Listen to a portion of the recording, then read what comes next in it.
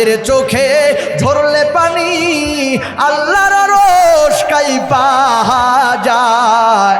কান্দে না যেন মায়ের চোখে ঝরলে পানি আল্লাহর আরশ কাইপা যায়। কান্দে না যেন মায়।